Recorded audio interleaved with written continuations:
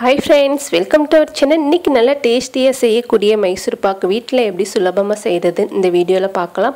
தீபாவளி டயத்துல அதிக ரேட் கொடுத்து நம்ம கடையில போய் வாங்குவோம். அதுக்கு பதிலா நம்ம வீட்லயே கம்மியான ரேட்ல நல்ல டேஸ்டாவும் செய்யலாம், அதே போல ஈஸியாவும் செய்யலாம். இப்போ கடாயில 1 கப் கடலை மாவு சேர்த்துக்கோங்க. இது 200 கிராம் கடலை மாவு அளவுக்கு எடுத்துர்க்கேன். இத லைட்டா வறுத்துட்டு சலிச்சு எடுத்துக்கலாம். இந்த மாதிரி வறுத்துட்டு நம்ம மைசூர் பாக்கு செய்யும்போது சாப்பிறப்ப நல்ல டேஸ்டா இருக்கும். அதே போல கடையில வாங்குற மாவுன்றனால சில தூசி இருக்கும், அதனால சலிச்சிட்டு இந்த மாதிரி எடுத்து வச்சுக்கோங்க. அடுத்து நம்ம பாகு ரெடி பண்ண போறோம். கடாயில 1.5 கப் அளவுக்கு சக்கரை சேர்த்துக்கலாம். இப்போ 1 கப் சக்கரை சேர்த்திருக்கேன், மீதி 1/2 கப் சக்கரை, மொத்தம் 1.5 கப் அளவுக்கு சக்கரை சேர்த்திருக்கேன். 1 கப் கடலை மாவுக்கு 1.5 கப் சக்கரை வந்து கரெக்டா இருக்கும். இது கூட 3/4 கப் அளவுக்கு தண்ணி சேர்த்துக்கலாம். தண்ணி சேர்த்துட்டு இதை நல்லா மிக்ஸ் பண்ணிட்டு கொதி வரட்டும். கொதிச்சதுக்கு அப்புறமா அடுப்பை சிம்மில் வச்சு ஒரு கம்பி பதம் வரணும். இப்போ நல்லா கொதிக்க ஆரம்பிச்சோன்னா அடுப்பை வந்து சிம்மில் வச்சிடலாம். இப்போ பார்த்தீங்கன்னா லைட்டாக கொதிக்க ஆரம்பிச்சிருச்சு. இந்த டயத்தில் அடுப்பை சிம்மில் வச்சுருங்க. அடுத்து நம்ம மாவு வந்து ரெடி பண்ணிவிட்டு ஒரு பாத்திரத்தில் போடுறதுக்கு இந்த மாதிரி தட்டில் ஃபஸ்ட்டே வந்து நெய்யை வந்து செட் பண்ணி வச்சுக்கோங்க. நம்ம அடுப்பில் வந்து இறக்கணுன்னே இந்த பாத்திரத்தில் சேர்த்துடணும். அதுக்காக முதல்ல வந்து செட் பண்ணி ரெடியாக வச்சுக்கோங்க. அடுத்து ஒரு பாத்திரத்தில் 3/4 கப் நெய் எடுத்துக்கோங்க. இப்போ 3/4 கப் நெய் சேர்த்ததுக்கு அப்புறமா அதே அளவுக்கு 3/4 கப் அளவுக்கு எண்ணெய், மொத்தம் வந்து நெய்யும் எண்ணெயும் 1.5 கப் அளவுக்கு சேர்த்துருக்கேன். 1 கப் கடலை மாவுக்கு 1.5 கப் அளவுக்கு நெய்யும் எண்ணெயும் வந்து கரெக்டாக இருக்கும். நம்ம சாப்பிட்றப்ப நல்ல டேஸ்ட்டாக இருக்கும். இதை வந்து அடுப்பை வந்து சிம்மில் வச்சுட்டு இந்த மாதிரி ஹீட் பண்ணி தனியாக ஒரு அடுப்பில் பக்கத்துலேயே வச்சுக்கோங்க. நம்ம ரெடி பண்ண பாகும் வந்து நல்லா ரெடியாக இருக்கும். கையில் வந்து தொட்டு பார்த்திங்கன்னா இந்த மாதிரி நடுவில் சின்ன கம்பி வந்து கட் ஆகும். இதுதான் கரெக்டான பதம்.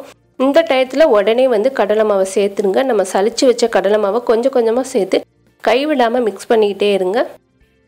மெயினாக இதில் நம்ம 2 விஷயந்தான் பார்க்கணும். கைவிடாமல் நல்லா கலந்து விடணும். அதே போல் நம்ம சேர்க்குற ஆயில் வந்து நல்லா ஹீட்டாகவும் இருக்கணும். இப்போ பார்த்தீங்கன்னா கட்டி இல்லாமல் நல்லா மிக்ஸ் பண்ணிக்கிட்டே இருங்க. ஒரு 5 நிமிஷம் நல்லா கலந்துடலாம். இந்த மாதிரி கட்டி இல்லாமல் நல்லா மிக்ஸ் பண்ணதுக்கப்புறமா பக்கத்துலேயே அடுப்பில் வந்து நெய்யும் எண்ணெயும் வந்து நான் ஹீட் பண்ணி வச்சுருக்கேன். அதில் வந்து 1 குழிக்கரண்டி இப்போ சேர்த்துக்கிற போகிறேன். நீங்கள் ஃபஸ்ட் டைம் மைசூர் பாக் செய்கிறதா இருந்தால் பக்கத்தில் ஹெல்ப்புக்கு ஒரு ஆள் வச்சுக்கோங்க.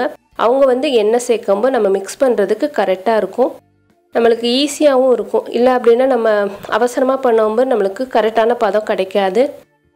இப்போ ஓரளவுக்கு எண்ணெய் வந்து உள் வாங்கினதுக்கப்புறமா மறுபடியும் வந்து எண்ணெய் சேர்த்துக்கோங்க.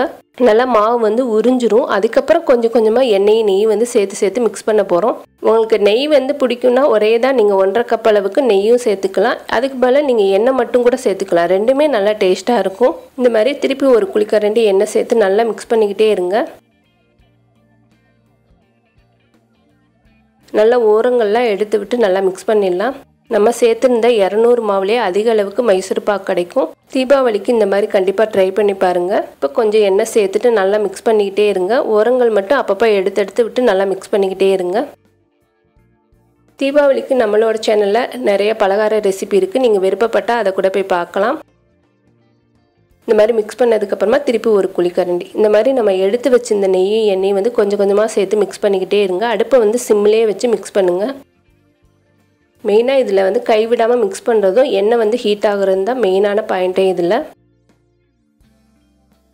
இப்போ பார்த்தீங்கன்னா நல்லா பபிள்ஸ் வர ஆரம்பிச்சிருச்சு. இந்த டயத்தில் மீதி இருக்கிற நெய்யும் சேர்த்துட்டு ஒரு 2-3 நிமிஷம் அடுப்பில் வச்சிட்டிங்கன்னா கடாயில் ஒட்டாமல் நம்ம சேர்த்துருந்த நெய் எல்லாமே வெளியே திருப்பி வர ஆரம்பிக்கும். அந்த டயத்தில் அடுப்புலேருந்து இறக்கிடுங்க. இப்போ ஓரங்கள் பார்த்தீங்கன்னா நெய் வந்து வெளியே வர ஆரம்பிச்சிருச்சு. இந்த டயத்தில் நம்ம ரெடியாக தட்டு வச்சுருந்ததில் சேர்த்துக்கலாம். அடுப்புலேருந்து இறக்கணும் உடனே சேர்த்துக்கோங்க. ட்ரே இருந்துச்சுன்னா அதில் கூட சேர்த்துக்கலாம்.